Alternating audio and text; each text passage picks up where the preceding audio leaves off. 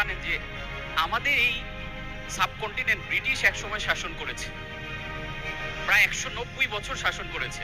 এই 190 বছর শাসন করার আগে ওরা যখন আসে, আপনারা শুনলে অবাক হবেন, বাংলাদেশ সহ এই সাবকন্টিনেন্ট ছিল পৃথিবীর 7ম ধনী দেশ। পৃথিবীর টপ 10 এর মধ্যে 7 নম্বরে ছিলাম আমরা।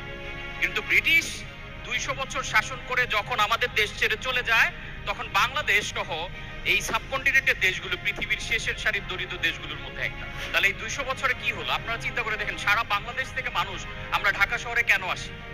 কারণ ঢাকায় টাকা ওরে, ঢাকায় আর্নিং করা যায়, ঢাকায় ভালো কেরিয়ার তৈরি করা যায়। আপনারা এইভাবে কেন ভেবে দেখছেন না যে সারা পৃথিবীর মোড়ল দেশগুলো আমাদের এই দেশে এসেছিল কেন? কারণ আমরা তখন ধনী ছিলাম, তারা আমাদের কাছে শিখতে আসছে এবং আমাদের সম্পদ চুরি করতে আসছে। আজকে যে এই ব্রিটিশদের স্থাপনাগুলো দেখেন, ব্রিটিশদের যে গল্পগুলো দেখেন, অর্জনগুলো দেখেন, সব আমাদের এখান থেকে চুরি করে নেওয়া। এবং যাওয়ার সময় তারা 2টা কাজ করে দিয়ে গেছে।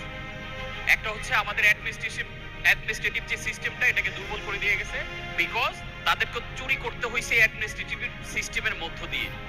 2 নাম্বার যে কাজটা করে গেছে, তারা আমাদের এডুকেশন সিস্টেমটাকে ধ্বংস করে দিয়ে গেছে, যাতে কোনোদিনও ঘুরে আমরা আর বড় কোনো কিছু চিন্তা করতে না পারি।